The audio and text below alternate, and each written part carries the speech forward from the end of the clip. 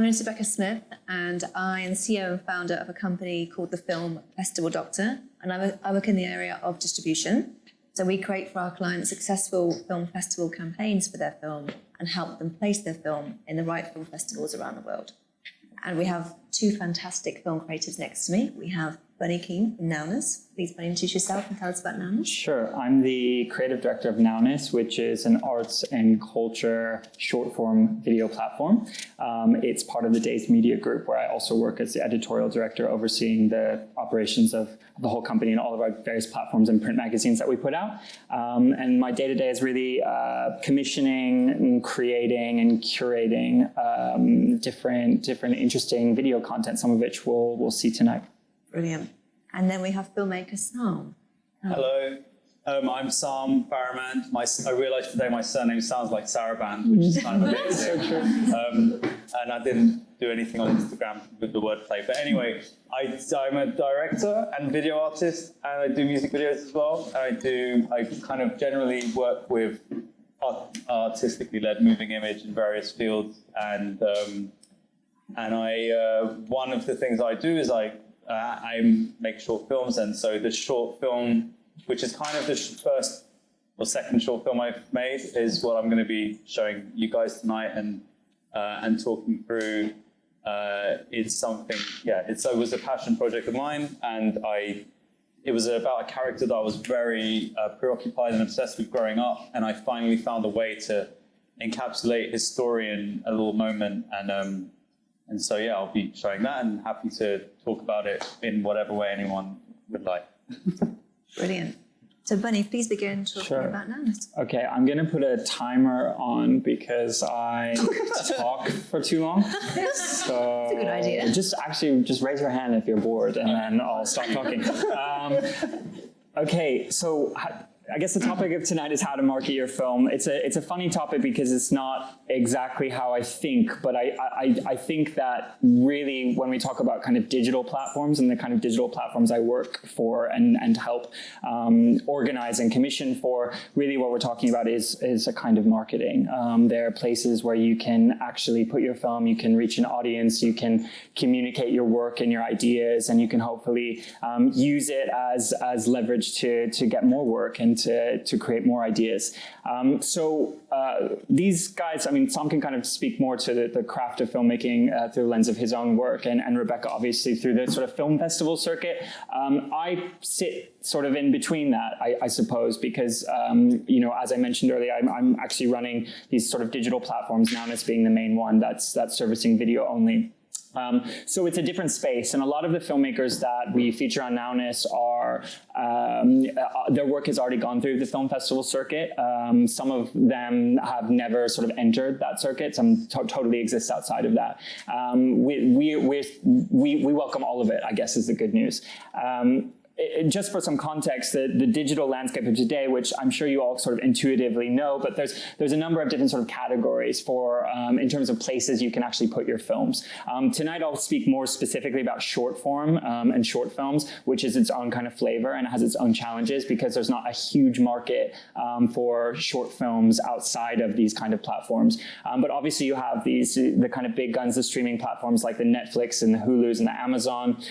Then you have publishers like the ones I work for, so NOWNESS or ID or Vogue. And then, of course, you have social media, which intersects with the other two categories. But those are places where you can also self-publish, so Instagram or YouTube.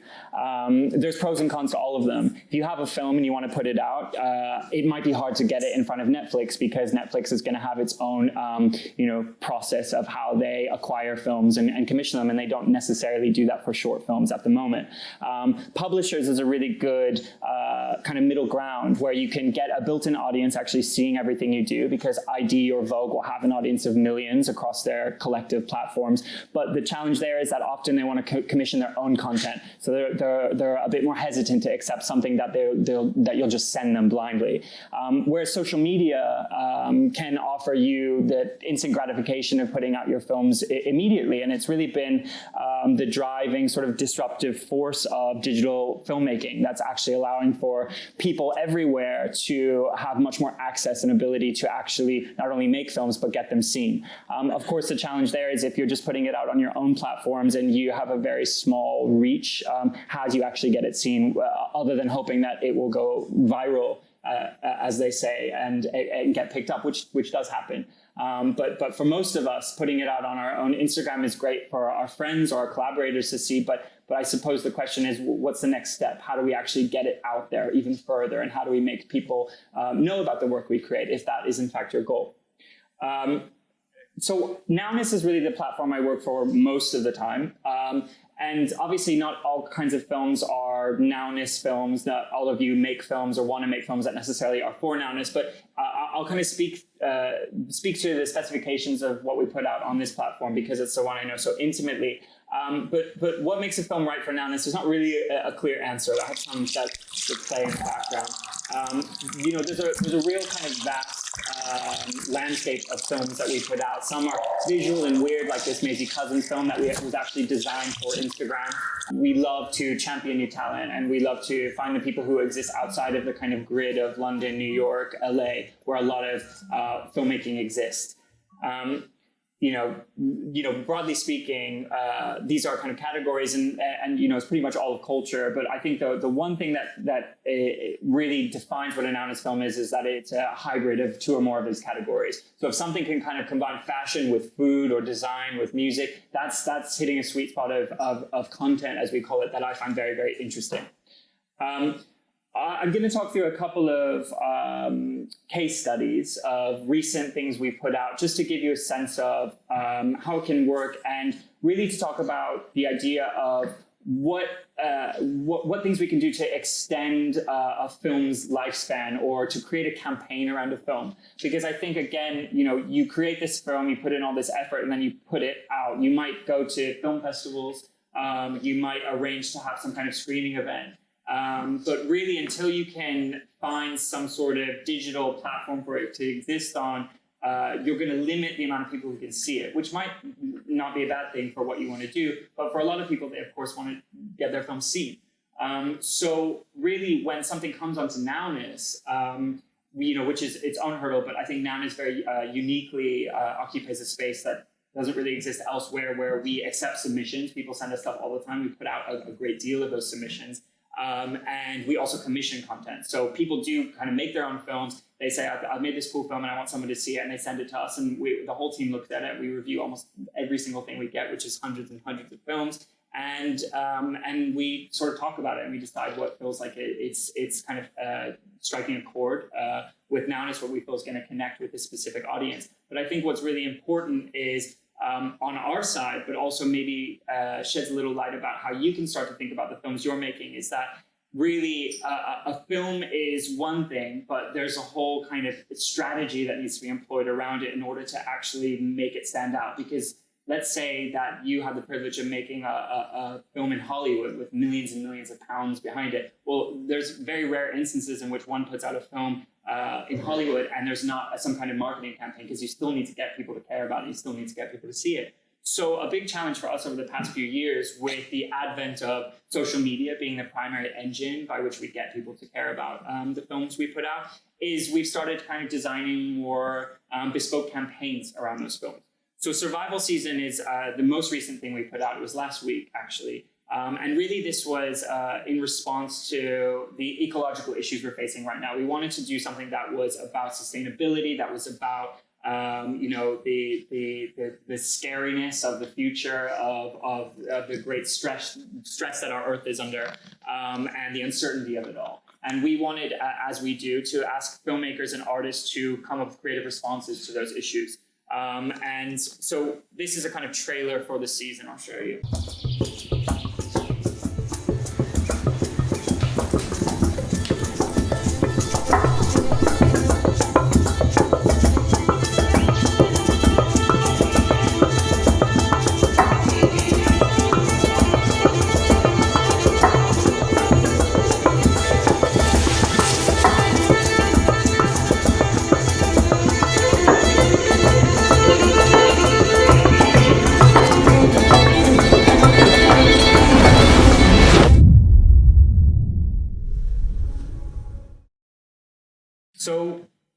the main sort of crux of the campaign was that it was 4 films that we commissioned from 4 different directors from 4 different countries. Each film is inspired by one of the classical elements, so earth, water, fire, wind. And then, we made these films. They're obviously very, very beautiful films. And then we wanted to kind of create a much bigger sort of energy around it. So we devised a kind of social media campaign where we started teasing out all of the films across a 2-week period. Here's some of the kind of assets we created for our Instagram and Facebook and things like that. You can see all this stuff. So very, very visual things. They're actually, working with the filmmakers to really think about what they were capturing in a way that was optimized for the platforms they were going to go on, which sort of sounds like a cynical way of working, but I think it's really important because we're no longer working in a space, as long as we're talking about digital, where you're making this thing over here and then it's sort of relegated to a space over here that it needs to exist on by virtue of the fact that we live in a world where everyone is looking at their phones and on Instagram. What I like to think is when we actually commission this content and when we work with the directors, we talk about the fact that actually the principal space in which one might watch this film in its full form is Instagram TV, being the latest sort of innovation within social media. So we actually say, okay, well, what's the way in which we can film this or shoot this or present this so it actually exploits the possibilities of this platform within the platform on which most people will watch it. Here's some very cool digital posters that we created. Again, just like super simple ideas like this, which add a little bit of flavor and gets some excitement and energy around it. One of the big things we did for this as well is that we didn't just stop at creative films themselves. We engaged a wider community of experts and people who are passionate about these kind of ecological issues that the films were exploring. So we worked with a number of different artists and image makers, NGOs, activists, and we got them all to contribute images that they were really inspired by. We got them to converse with one another through, again, through our Instagram or Facebook. And across this sort of 2-week span of this campaign, these 4 films suddenly blossomed into something that was much bigger, that felt much more impactful. And a lot of other people noticed, and we got a lot of sort of positive press as a result. I'll quickly go through 2 more examples before handing it over to Tom. Will Bonner, a brilliant young designer from London, who started her practice in menswear, but really is kind of approaching menswear as a curator. And she's very, very thoughtful in the way she approaches design, and it feels very, very intellectual, very considered, and really, I think that the heart and soul at the core of her brand is really the idea that she's working with a number of different collaborators all the time to actually enrich what the brand is inspired by, which is usually Black identity, migration, Afro-Caribbean sort of heritage and diasporic communities. We got together to create a film piece with a young director called Stephen Isaac Wilson, who's super new, and someone that has been on my radar for a long time. And we wanted to create something that really brought her latest collection to life because she wanted to present it in a digital format. But further to that, she wanted to also create something that allowed for people to engage with the show she was curating at the Serpentine, which was called A Time for New Dreams, and it was on display for late winter and early spring. So this is just a 30-second clip from the film we created. Gives you a little flavor.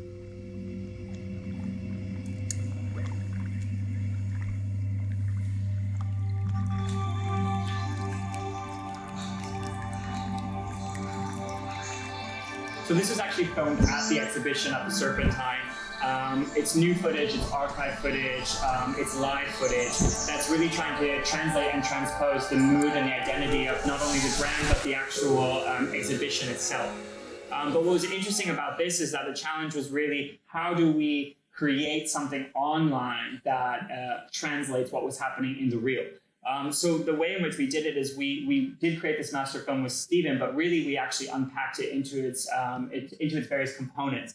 So it comes together into this very woozy, interesting mood piece, but really it's combined with all these little elements which are very important and crucial to the designer herself who curated the work. And this really lived across Instagram stories. So across the span of 2 months, which was the duration of the campaign, every few days you'd have a little disruption. That was another kind of moment, a peek into Grace Walls Bonner's mind, which gave you a preview of what the exhibition was as well as what the collection was. And these are some of the kind of individual assets which I think are very beautiful and interesting. All the great religions. So you have artists like Ishmael Reed and Eric K. Mack, who created these incredible kind of tapestries for the space.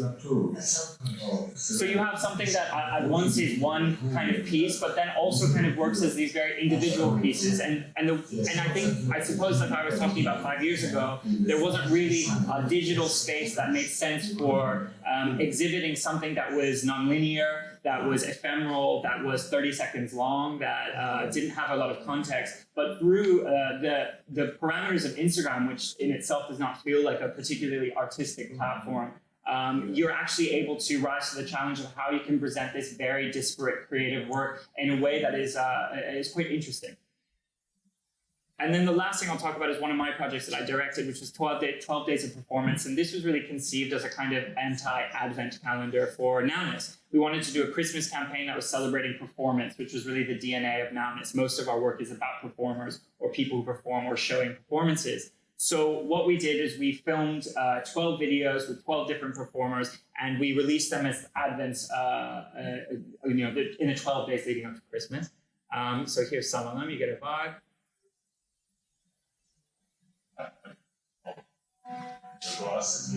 So we had people like Wilson Oriyama, who's a brilliant young poet, Theo Adams Company, who are these kind of crazy over-the-top sort of camp performers, and then Bo Ningen, who's a Japanese band, and then you can see a little bit of a montage of some of the other ones. But what was cool about this is that it was conceived for Instagram being, again, a primary engine, and I think a big red thread for all of this. And it existed sort of on the grid and in stories and things like that. But what we wanted to do is we wanted to, lead up to this full piece, this culminating piece. And so I'll show you the first minute of the final piece that was released, which was really seeing how these 12 very different performances actually combined into one sort of symphony together.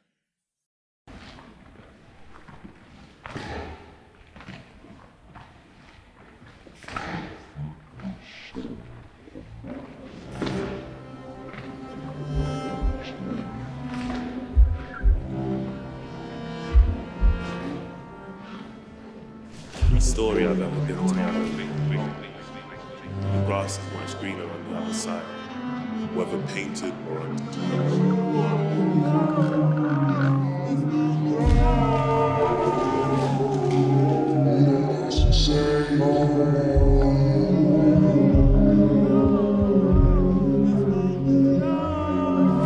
things hold the same value.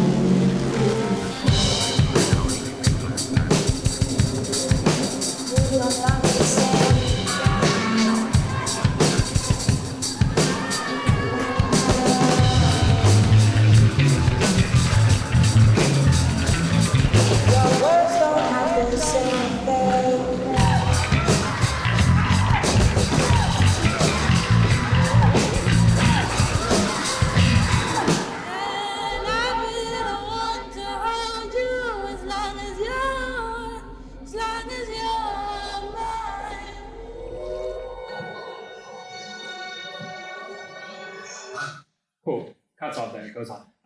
But I guess through this, you have a little bit of an example. And what I'm basically trying to say through all these examples, different as they might be to your own practice or your ambitions, or you might be a sort of straight narrative filmmaker or someone who wants to make feature films even, is that digital allows you to find an audience, certainly.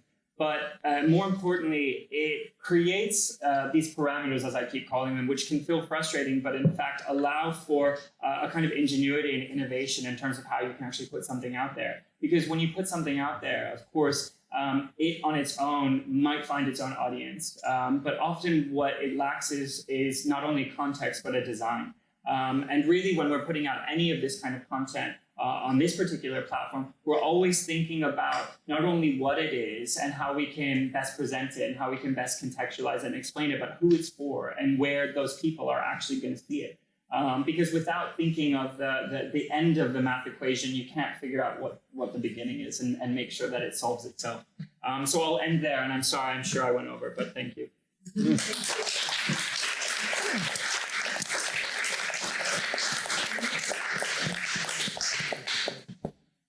So we now have a screening of Saam's film. Saam, could you introduce the film to the audience before we screen it?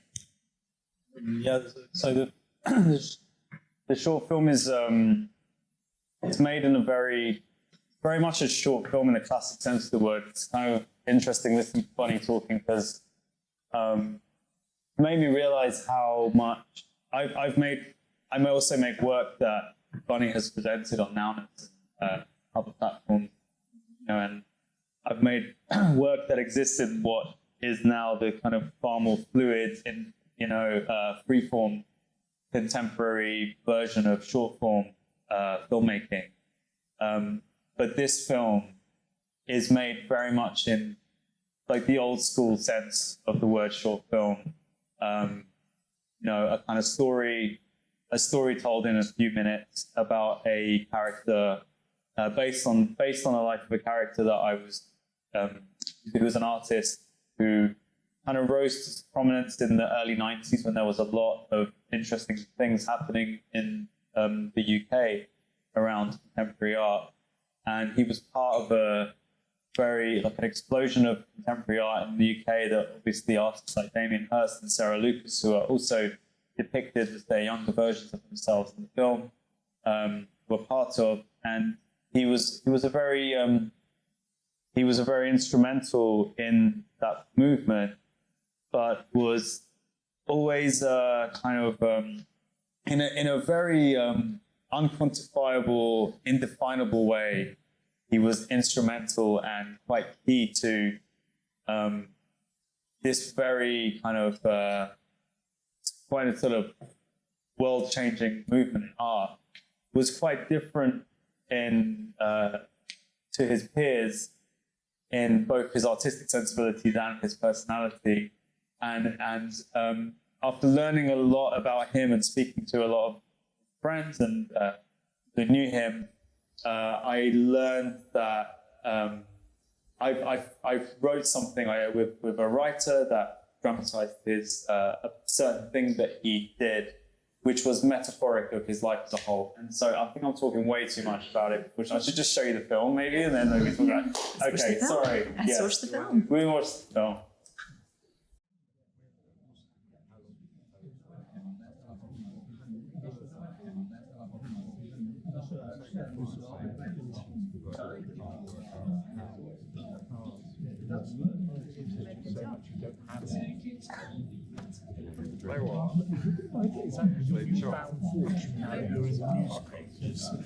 Actually buy a round for a change. How exciting.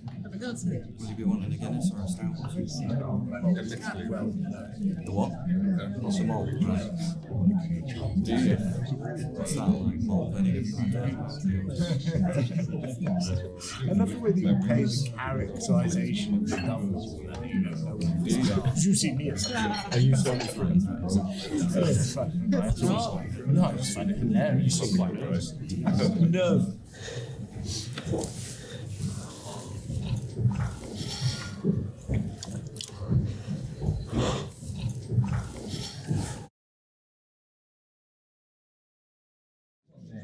They're not my words. But you loved it, though, didn't you?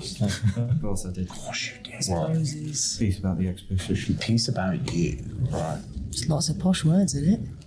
He is in fashion, isn't he? Illegal design. You mean popular? He's fine. Popular art.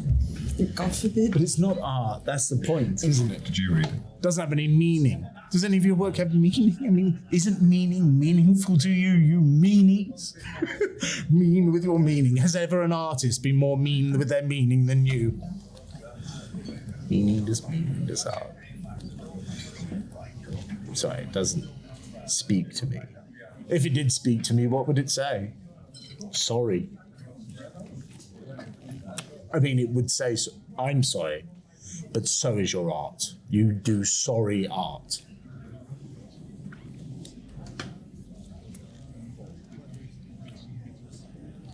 You heard the one about the talking dog? What?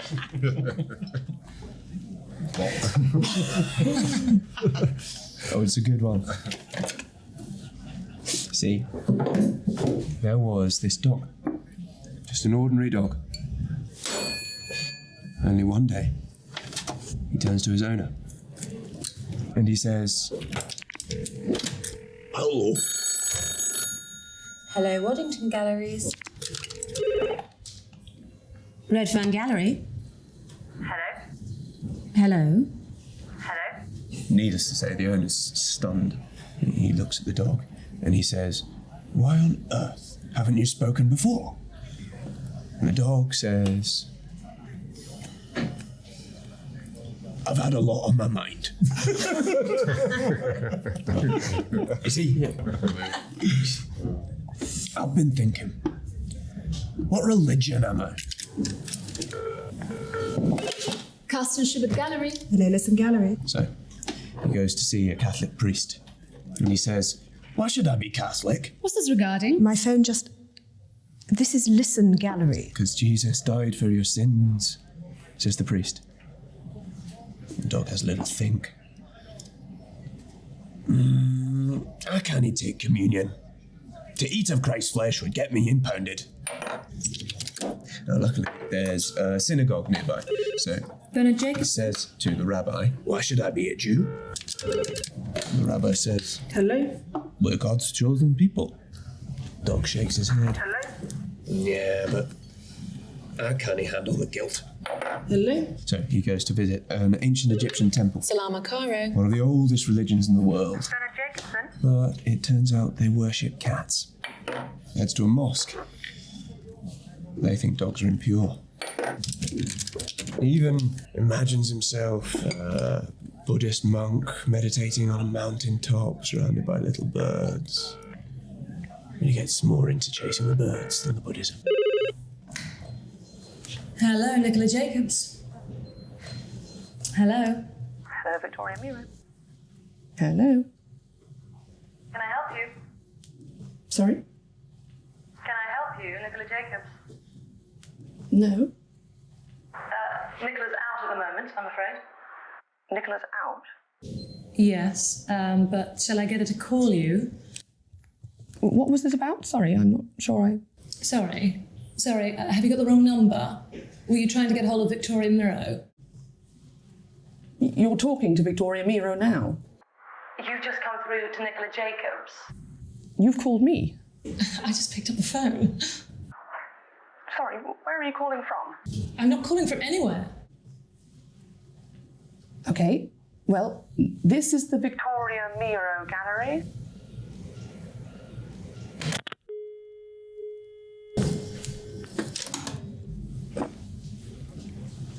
This wasn't working.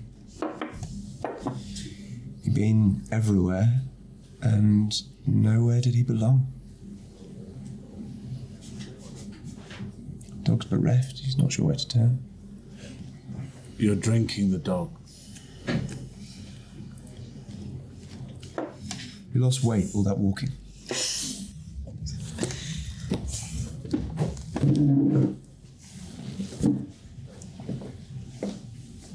But then, out of nowhere, Yeah, and then there was just this kind of clicking sound. God himself appears. Golden, resplendent. A voice, warm as sunlight. He says, "Please, please, it's time we had a talk." For God has been watching him. He tells the dog that he's sickly and soon he will die. He tells the dog to decide what he believes in now.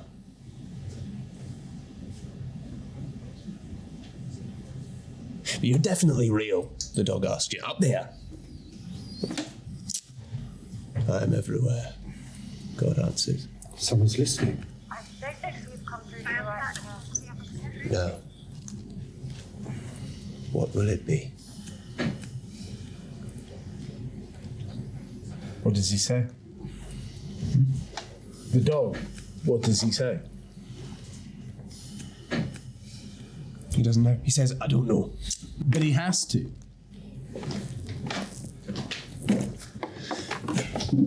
He does. dog clears his throat to speak.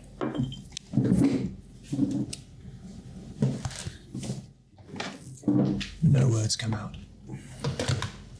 He has no answer, but God demands an answer.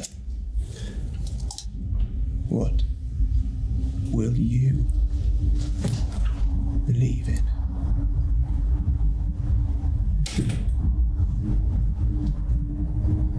And finally, the dog opens his mouth, looks up to God. He says, "Woof!"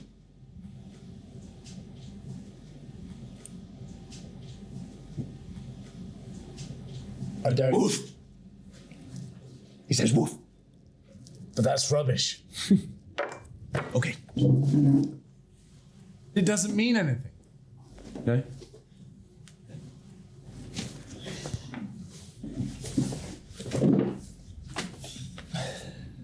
Let me try again.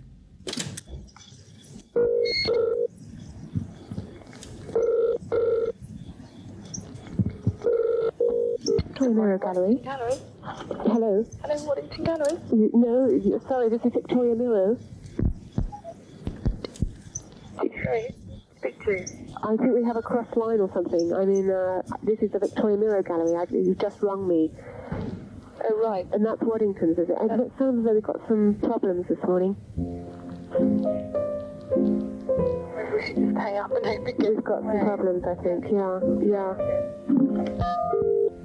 Hello, Constitute Gallery. Hello? Longnier? Hello. What is this about? I'm not sure. Oh, sorry, have you got the right number? Were you trying to call Laura Geniard?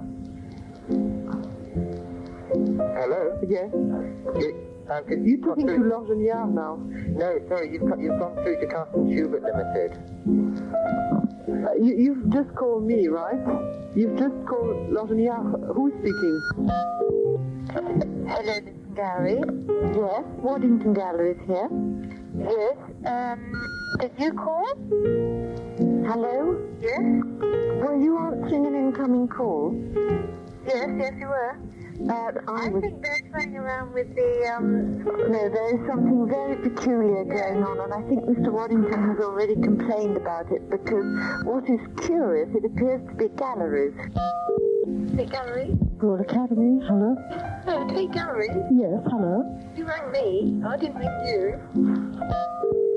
Hello? Good afternoon, Waddington Gallery. Sorry, this is the Anthony Doffey Gallery. No, it's not. No, this is. I don't know how we've been connected here. Oh my God, I can't believe this is happening. You told that... This is crazy. It's really odd. Yeah. Okay. Okay, Sorry, bye.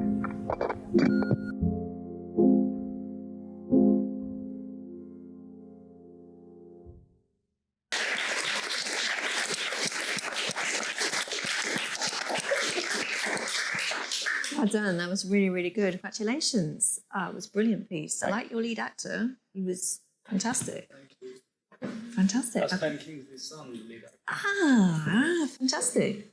Okay, so it's the next one, isn't it? Okay, yeah. Okay, so what Bunney described was fantastic, but also what he did mention was that you do need a strategy before you do any kind of getting your film seen, whether it be online or digital or at film festivals.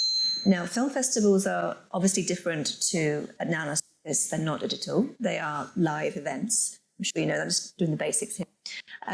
But why they're good? Because you get to network with other people in your industry or from outside of your industry when you get your film seen. And also when your film is at a film festival, is that it gets seen as your visual business card, let's say, to other people that you could collaborate with. And from that comes winning awards, getting nominated for an award, as I said, meeting more people to get your network expanded, and also getting your film seen in a cinema, which would cost you a lot more money to do by yourself on your own, independently. And it's through getting like really strong festivals, like we've got Edinburgh, haven't you? Edinburgh Film Festival is what the film's got into, which runs later on this month, is a great kind of prestige on your company and your festival and your film's branding. But also some festivals can help you take that stepping stone to get nominated for an Oscar and a BAFTA and a BIFA, because some are qualified for those competitions, which Edinburgh is. So they have a lot of plus points to them. The festivals run all over the world, as you know. There are small ones, there are big ones. But if you really want to get your film out there, festivals are a great way to do it at a cheaper price than doing your own run theatrically for your own film. So that's a key advantage in a nutshell.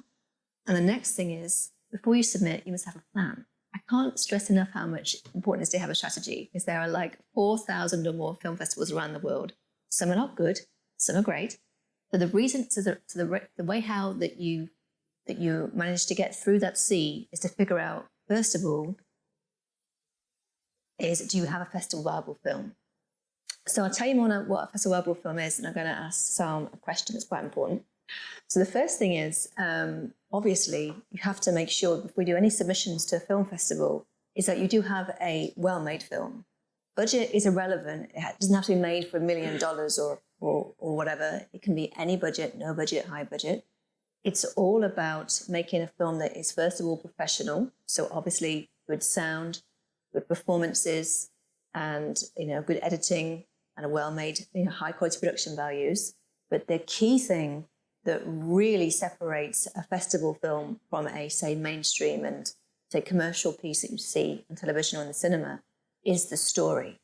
So, Saam, please tell me how this film developed, because this story is very unique, original, it's interesting, it's something that festivals want, the way that it's been executed and presented. But tell me more about how this all came together with your writer. So I wanted to make a movie about Angus Fairhurst when I was kid. Then I thought, I'm just going to make a short film. And, I wasn't sure about making a movie, felt more appropriate. And then I wanted to, based on the life of someone who's not alive anymore, Angus has passed, but so which means that I have to, be cognizant of dramatizing. Biopic films are always, there's some biopic films, different levels of different levels of partnership and ambassadorship, approval of people, his state involved. In this instance, I spoke with his family and his friends, and a lot of people knew him. And before I made the film, so I want to make this short film, and it's basically all about this one thing that he did, which is metaphoric of kind of a lot how it's a microcosm of how he lived his life and what made him so interesting. The quote at the end, "The unmaking strong as the making," he was very much about creating, deconstructing simultaneously while making, just creation and destruction and the undoing and the unraveling. And one of the things that he did a lot was this telling these endless jokes that went nowhere. People would be hanging on every word of this joke. The classic word for this for kind of English is it's a shaggy dog story. And this literally, I wrote an actual shaggy dog story, which also incorporated themes to do with faith and belief systems, which was another grander theme that was going on with him. And really, at the same time as the shaggy dog story, I also combined that with an art piece that he did, which was probably his most seminal art piece, which was basically to, as you saw, phone galleries at exactly the same time and have them answer the phone exactly the same time and make them speak to each other in this Beckettian, strange, abstract loop of vacuum of kind of recognition, which made these very interesting moments happen. And so those two things happened in parallel. And the film was, I've actually talked for so long, I don't even remember what the question was. What was the question to say? How did the film come about? That really is it. I wish there was a smoother 5-sentence way of describing it, but I'm not very good at that. So that really is, it came from that. I had an idea, I wrote it with a writer. The writer was, and then I had to just corral people together, I've got no money, can you just, but I'm really cool. You want to be my part of my thing? And a lot of people loved it, thankfully. One of the people, Sion, my producer over there, was like instrumental in bringing this whole thing together and involving. Yes, why not? Let's clap for Sion. Yes, because honestly, without producers and people like people like me are just idiots who point and talk, and so that was how it came about. And then I think that's answered your question. Yes. Yes. Yeah. Yeah. So one of the things also what makes that film so beautiful obviously is the camera work, but also is the lead actor with that role. So one of the key things that festivals look for is obviously you have to have strong performances that carry the movie, with obviously having such a good dialogue, a good script, and a strong story. So tell me about your lead. I know who you just told us Ben Kingsley's son, but how did he come on board a project that had no money? So it's always like a chain of persuasion of persuade this guy who's a bit out of my reach, and then that guy persuades someone who's a bit out of their reach. And so the casting agent was like, please work on this. And they were like, okay. And then they were like pleading with the next people up in the chain of, this actor is so great for it. And I really wanted him. He looks like Angus. He has his kind of pathos, and he was like, just so pitch perfect in so many ways. And he really responded well to the script. And I think that he felt that there was integrity in the story. I guess I was lucky. I was trying to make a short film about a very interesting artist, which 9 out of 10 actors, if you ask them, do you want to play an interesting artist in a movie? They'll just say, yeah, without, so it was, I think it was an interesting thing to play for him. So it was attractive. It was an attractive prospect, I guess. Great. But all the other ensemble are great too with him. David Whitney, he's also very strong. Yeah. Because he doesn't normally do that role that I see him in. It's the comedy thing. No, but he's quite... But I played with David Whitney in the casting room in an innocent way, and we just had to improvise, and he was just coming up with things, just freestyling, and I was like, okay, if I can put his energy together with the structure of the story and just mess with because what I wanted to do was show a moment where Damien Hirst, Sarah Lucas, and Angus and Matt Collishaw, who all at many points were drinking buddies around that time, especially around that in 91, that there was a lot of, at the time, the YBAs, there was a lot of cynicism against what they represented and what they did. They hadn't stood the test of time yet. No one knew what are the YBAs, what are these idiots making these kind of like sham artworks what are they all about? And David Whitney represented kind of the old guard and something that, and so he was kind of attacking them in a way that many people were attacking them at the time, kind of like a friend wanted to be around them, but also attacking them at the same time. A hanger-on, but also jealous, and all those things bundled in. It was inspired by a few different characters. And David Whitney this is such a long answer, I'm sorry. David Whitney was just very good at playing that character and bringing a lot of dimension to it. No. Just hit me next time I talk that long. Sorry. Okay, rein it in. Okay, so phase one is obviously that. Is do you have survival film? And in Saam's case, the answer is yes. The second thing to think about before doing any submissions is what are my goals? So I've made my movie, so how can festivals help me achieve my goals? So Saam, what do you want to achieve from the festival circuit with your short film? So it's ideally that I actually honestly, and this people shouldn't listen to this because you should have bigger, more like long-term vision with your projects. But I genuinely I had to make this. I did make it actually at the time. I really wanted to make it with the interest of it becoming a feature film. Okay. So it's a proof of concept. But at the same time, I was very prepared for it to just be a self-contained autonomous film. Because it works as both. It works as both a strong short and also it could be a feature. Yeah. I think I just kind of had, it was both. But I definitely think people shouldn't think, you should do things like that if you've got a more long-term vision than me. And how do you want festivals to help you achieve that goal of it becoming a feature? It's exposure and it's seen by a partisan audience who appreciate craft and short filmmaking, because it's very difficult to get people in a room focusing on something that's longer than 20 seconds these days. It's very hard. It's just very hard to find people who are willing to sit and give their time and their focus to a piece of work like that. So film festivals would do that. Okay, fantastic. Well, that's a good example of thinking about, thinking big when it comes to your goals. Really think about when making those goals very refined is, why did I make the movie? There's a reason behind it. So let me think what festivals around the world can help me. That's your first kind of starting point before we do any submissions. The second point is, what are your budgets? So obviously you had to make the film. What I would advise is to put money aside at an early stage before you make the movie for your festival tour. And that will be money for submissions, money for traveling, and money for getting your materials made for film festivals. So I have to ask, did you put money aside at the beginning? No. Okay. What she means is, did you put any money aside for me to pay me to front? I'm just joking. I'm joking. No, I didn't.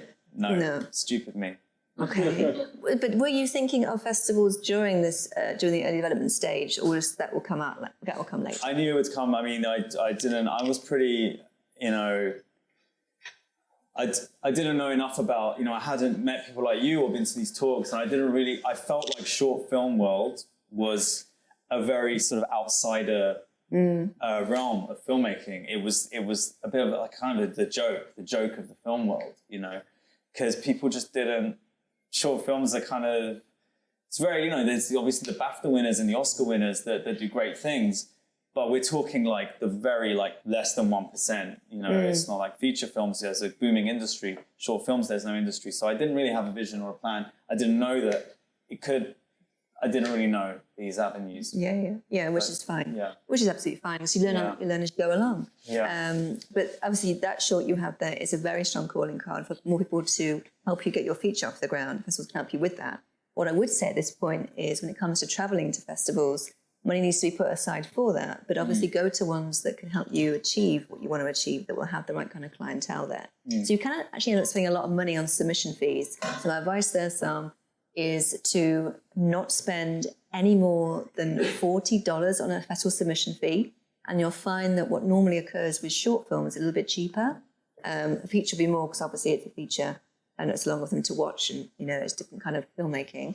But a short normally can be a lot cheaper. But do beware of a late deadline. So when you're submitting to a festival, you'll find that the fee might go up quite high for a late deadline. It could be like $100 or $90. That means they're saying, don't submit, because you're not going to probably have time to really get it in the festival or watch it properly. So please do it when it's regular deadline or early board or quite cheap. So make sure the money you have available for festival submissions is enough. Say like £1,000 is enough to do, a good 6 to 8 months of submissions worth. Make sure you do everything early and cheap. And then traveling, well, when you think about traveling, make sure that you have money, not just for the plane journey or a train journey and accommodation, but also money for food and drink and Ubers or renting a car. Obviously, where you travel to could vary in price. So Tribeca is going to be high, and obviously San Francisco, but going somewhere like South Africa is not. So it all varies upon where you're going to travel and how much you've got to put aside. And obviously getting money made for your materials. Do you have a DCP made? Do you have money for that? And a poster and a trailer? Did you find that money? Did you do it yourself? That was, some things you had to pay for and some things are favours. Okay, so favours. So with a short film, you get a lot of favours. It's normally a good thing. The IOUs. Yeah. Okay, so that's the key things with budgets. And finally is which festivals. It can be the hardest point. But in terms of generally about which types of festivals are right for my film, you have to do your research, and that's attending them, but also thinking, does this festival, do I have the right film for this festival's audience? So if your film matches the kind of themes and the kind of type of short films or feature films which that festival programs, then you have more of a chance of getting in. But again, do everything early, because festivals get lots of submissions, and you'll find that and that when you submit, obviously quite late, it's going to be a higher fee, but then they can, when it's that point, they've already got the program locked, and Tribeca get 5,000 submissions just in short films per year. to get through that, you've got to think, is it going to be really worth this risk of putting the money into the submission fee for a film festival that might be a harder sell? So really think about who you've made the film for and which festivals around the world have this audience. So in your case, Sam, who is your audience for your film? I'd say definitely, I think a British film and craft and period film loving audience. And what kind? What do you mean? What kind of people, or what? Yeah. What's just generally what? Kind generally, of people? yeah. So who you kind of made the film for? That's the thing. Yeah, I think it is. I think it's going to appeal. There are things that were that were quintessentially British that crossed over in other countries because there was a caricature-like quality about the Britishness in that film. Yeah. You know, that made them a cult classic and made Americans love it, or people in China or whatever, because it's like, it's so, you know. And then there's British films that are very nuanced in a very British way that people who live in Britain and watch a lot of BBC dramas growing up and all of that stuff, kind of, that's the audience for it. And I think that this definitely is pretty damn niche. I don't think it has, you know, it's not like it's a niche subject, it's contemporary art. B, it's like it's early 90s. That's already narrowing down and interesting. C, it's the artist himself. What he does is not immediately.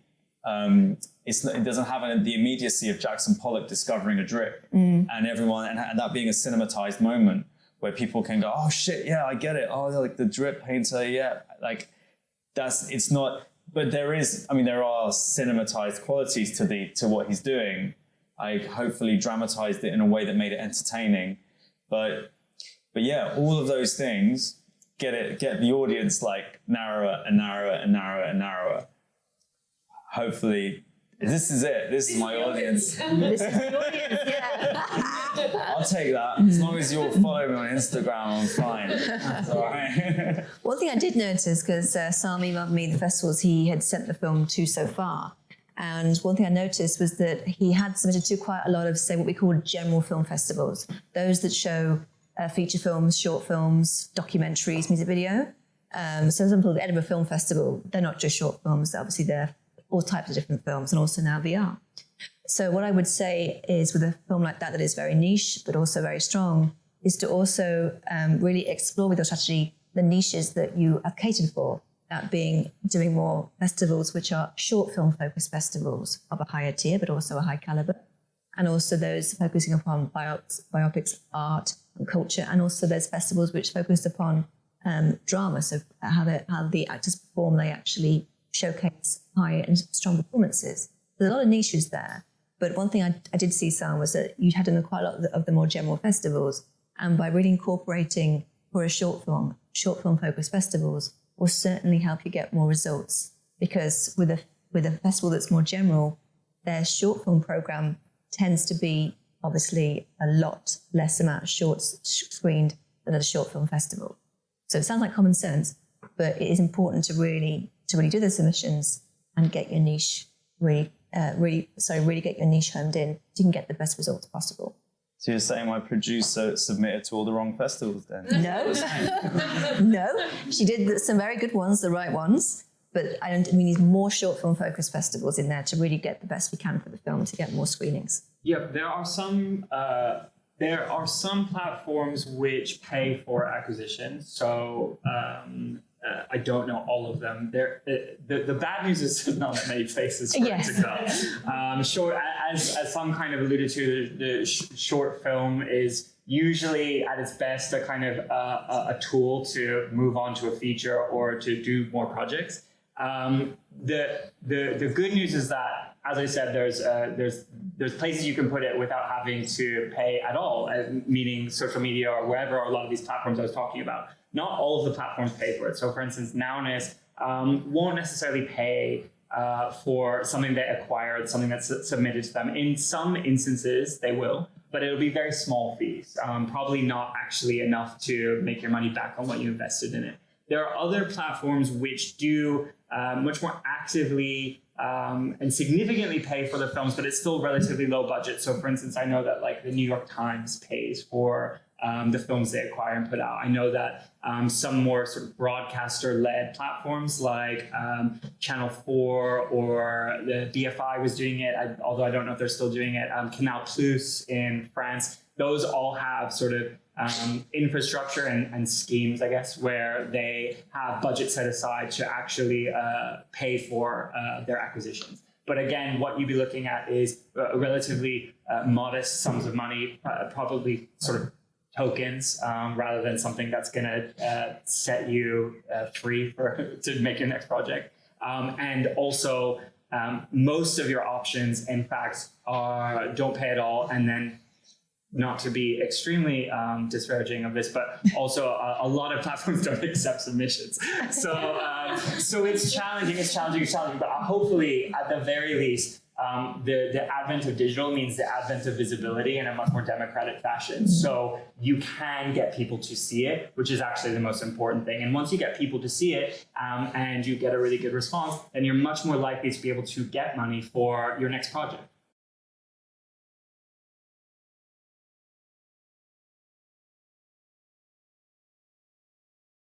Well, I mean, I know, Rebekah, I don't want to stop any toes, you probably actually know a lot better, but I know that, for instance, Sundance has a kind of incubator for more fine art or installation-based video. Maybe that's something that's happening at a lot of festivals. You mentioned VR at Edinburgh. Yeah. So there are festival routes for that, and there's probably even more specific ones that are actually for fine art or video art.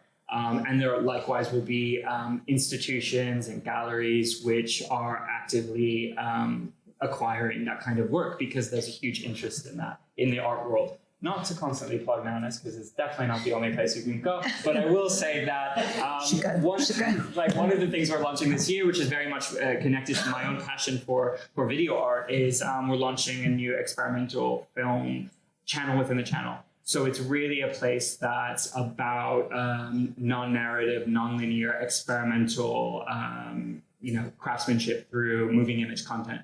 So that can be anything. And what we're trying to do is present a body of work which is always changing, but has a kind of home for it and isn't sort of relegated or institutionalized within the fine art world. So we're looking for people who actually exist outside of that because the video art world is actually very specific. And we want to find the new kind of creators that are coming from elsewhere who we're discovering on Instagram and these kind of platforms. So maybe that's the home for the work you're working on.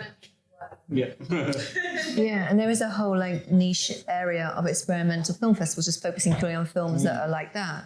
But you do have to really, as I've said, one of the points is to figure out what type of film I have here for that kind of festival, because some want films that are very much way out there, but some don't. It's more of a broader umbrella term for the experimental realm of films. A CineQuest in San Jose have now been doing more VR and performance-related short films. So it could be something of interest there, which is a big festival that's Oscar qualifying. Well, I mean, I know off the top of my head, I know that there's the Berlin Fashion Film Festival, for instance. So there are specialty festivals that are specifically for, conceptual, visually driven pieces, which say something or feature something to do with fashion and don't necessarily need to be brand specific. Although I think they have a number of categories that are brand specific. So it could be, anyone can basically submit their film regardless of if it was made for a brand or if it's just a personal fashion project.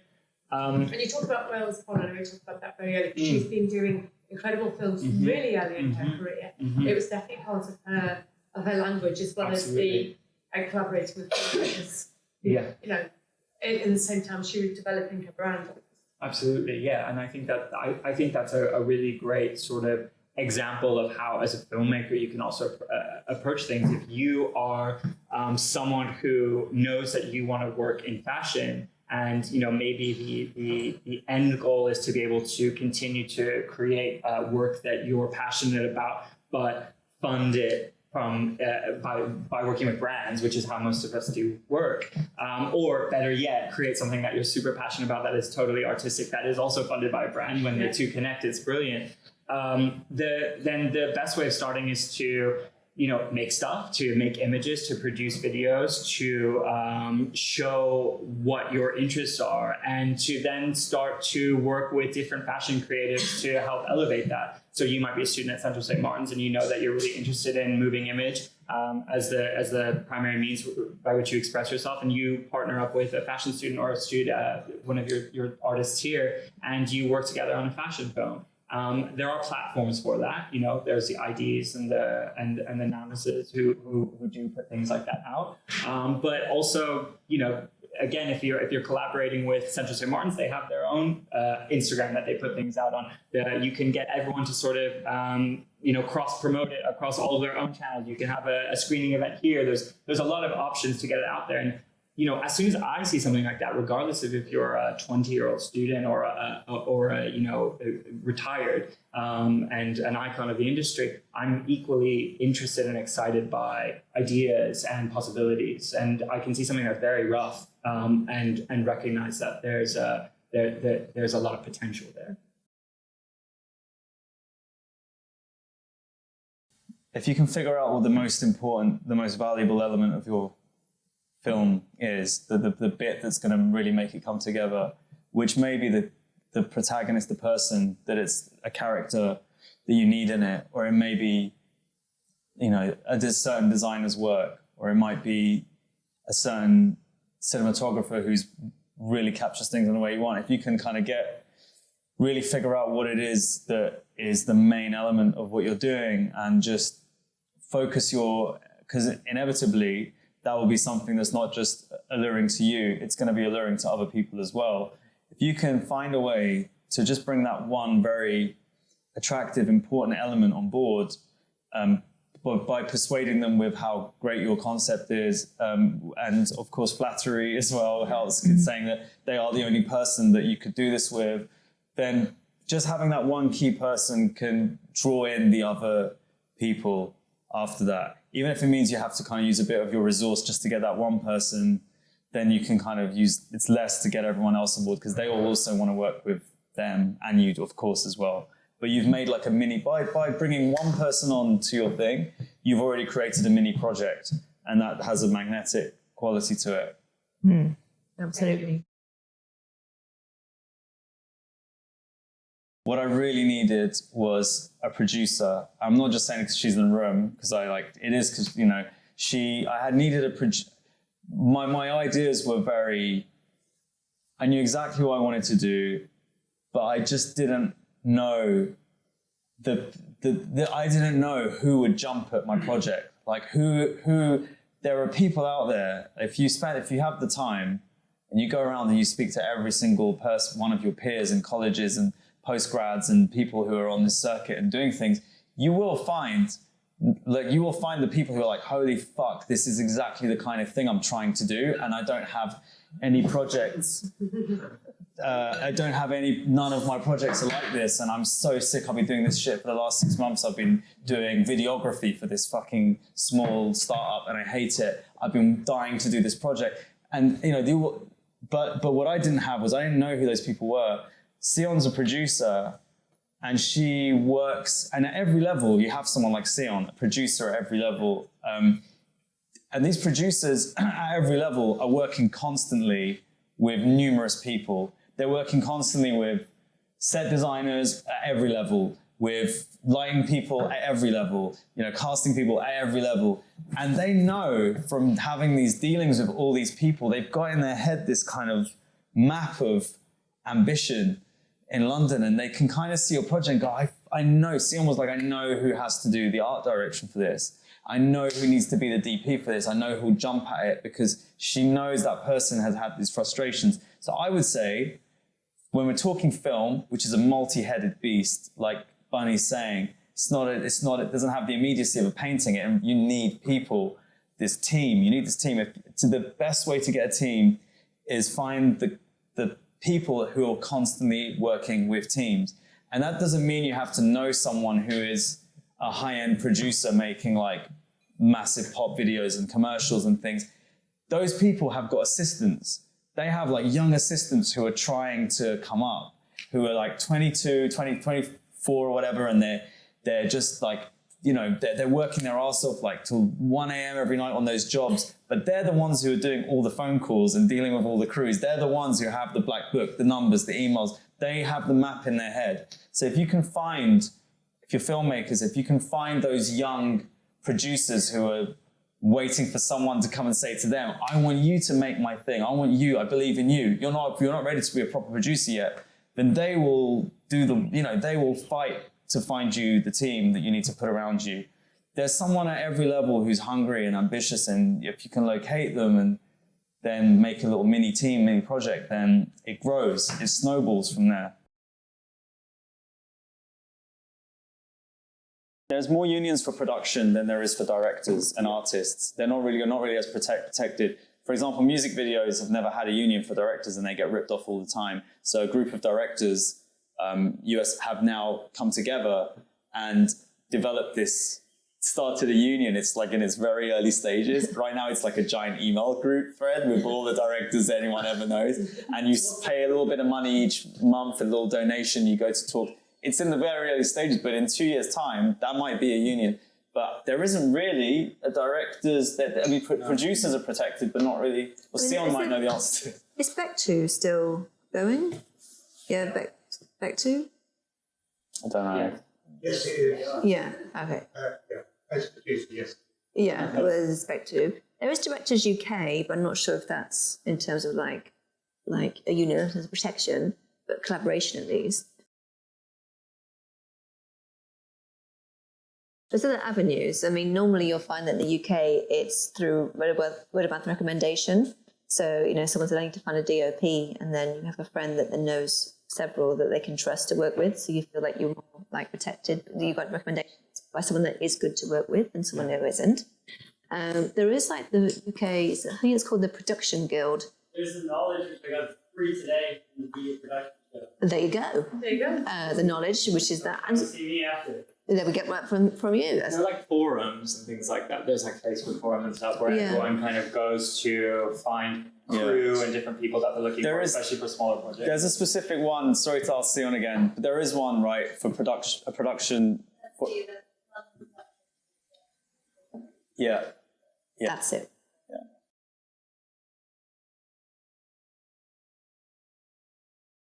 If you don't exist within the kind of structure of like the production company world here, which is how things often are organized. So you work with a particular production company, a producer might come with production, a director might come with them, and they help you kind of connect the dots and find the right people. And you can also browse yourself because they'll have websites and rosters of talent at every level of every kind of talent.